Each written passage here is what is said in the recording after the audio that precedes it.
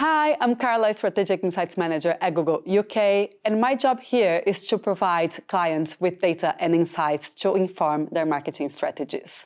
Our clients always ask what's changing in consumer behavior, and more recently, the impacts of new low-cost international brands that we are calling new value entrants in the purchase journey and in this scenario in the UK. That's why we got together with MTM, our research partner, to try to respond to these questions and address this challenge. So I'm here with Rose, our managing partner at MTM, to talk more about the research and the results that we found out.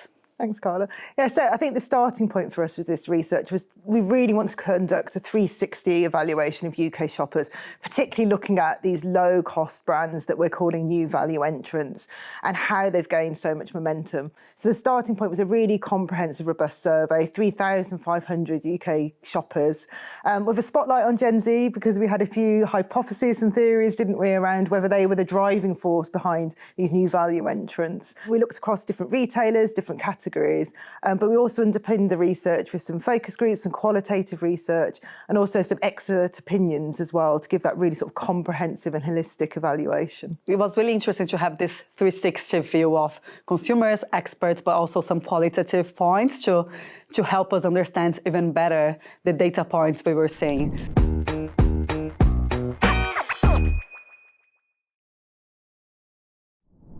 I think we should just start with what's the UK sentiment right now, how Britons are feeling in terms of their economic situation, their purchases, like what's the overall story? It was probably no surprise, sadly, that it continues to be quite a challenging environment, and UK shoppers are feeling that in different ways.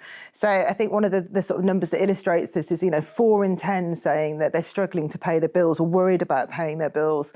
It's a number hard to ignore. But I think what we also saw was that it's generating this sort of value-conscious, prudent mindset when it comes to shopping. Shoppers are really trying to maximise value. 80% saying they're striving to get the maximum value in their pounds. But it isn't all just being really sensible and not having any fun. We saw that 2/3, while they're trying to be really value conscious, they're also trying to treat themselves a little bit and have a bit of fun and enjoyment in their lives. Yeah, we were really trying to understand more about it because from a Google perspective, they are the generation that searches more than any other generation on Google search every single day. And we had this assumption that they are even more price cautious. So we were really interested in understanding this specific Gen Z behavior. But the reality was kind of the opposite, right? So I think they are the ones that want to treat themselves more than any other age group, right? Yeah, I think they were a little bit of a contradiction almost, the ones the least money, but they're a little bit more impulsive than perhaps we might have anticipated.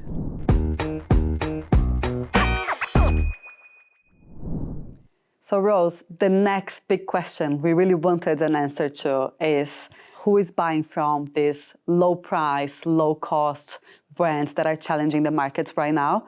These are the brands we are calling new value entrants. So we really wanted to understand not just the size of the markets, but who are they? Because we know there's a lack of information and data points in the markets surrounding these specific challenges right now. I think let's start with the size, because I think that number really took us by surprise, didn't it? And we definitely underestimated the impact some of these brands are having. So just over half of UK shoppers, 51% saying they purchased from a new value entrant in the last 6 months. So quite a large, sizable audience there that they're reaching out to. But to answer your other question around, who is buying from them, we did have some interesting hypotheses around, is it just Gen Z? And definitely they are, using these brands and very engaged with them. But actually it reaches beyond that. And there were 2 different audiences that we noticed in the research. The first was families with young children at home. 73% of them saying they'd made a purchase from a new value entrant. And I think that sort of plays into them, really trying to find ways to treat themselves when things are a little bit more challenging. But also interestingly, and perhaps contraindicating some of the hypotheses we had, was that, the usage of new value entrants actually increased quite significantly with household income rather than decreased. So we saw something like a 20% difference between the amount of users in a lower income household versus a higher income household, which took us by surprise quite a bit. And I think there's one more thing that this really took me by surprise was the the category is how spread this is across categories. So we would think it was fast fashion, or at least like fast fashion heavy. But when we saw the results, it wasn't, right? It was fashion, it was sports, which is pretty similar, but home, tech, beauty, every single category. So I think this really gives us a perspective on how challenging this is for all marketers right now in the UK. It's not a fast fashion challenge. So I think one of the other things we wanted to really understand from the research is it more than just price? And obviously price is a huge factor here. We've called the new value entrants for a reason. 91% of shoppers saying they offer really great prices. And that's on a par with, you know, the sort of sentiment we were seeing for some of the high street discounter supermarket brands. And what was really interesting was that consumers were also saying as well that, you know, it's a reasonable quality given the price paid. But interestingly, it was a little bit more than just price, wasn't it, when we dug a bit deeper? Yeah, and we see the same thing with Google search. When we analyze categories like home and garden, apparel, or tech, less than 10 in every 100 searches are for price. And this number is even lower for beauty. It's less than 5 in every 100. So it's pretty clear consumer journeys don't start with price. And the reason why these new value entrants are really succeeding, it's because they are making the shopping journey more exciting. It's the thrill of shopping. It's the thrill of finding the perfect deal, the perfect discounts. They feel really clever when they do that. They really disrupt the shopping journey, so it's not frictionless at all. So you enter the websites that are pop-ups everywhere. You have to spin the wheel, or you have to sign up for having the best deal. But somehow, because people really want this excitement, these brands are succeeding and growing here in the UK. Mm-hmm. Yeah, I think one of our big takeouts was it's not just bargain hunting, it's about the thrill seeking as well. Yeah. Exactly, exactly.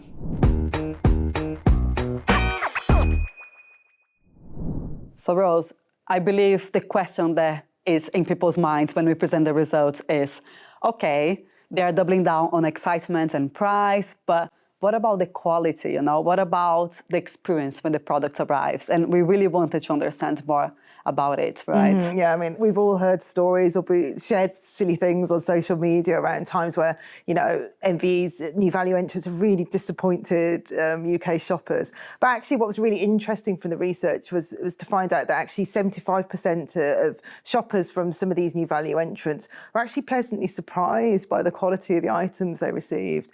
Okay, maybe their expectations were pretty low, but when we look across other sort of key indicators such as, you know, satisfaction, likelihood to reuse, whilst new value entrants aren't leading the field in terms of other retailers, they aren't as far behind as what we thought they might have been. Yeah, and I think because of the low price, they are kind of building this tolerance of disappointment, you know, so it's okay. Nearly 80% right now say it's worth taking a risk.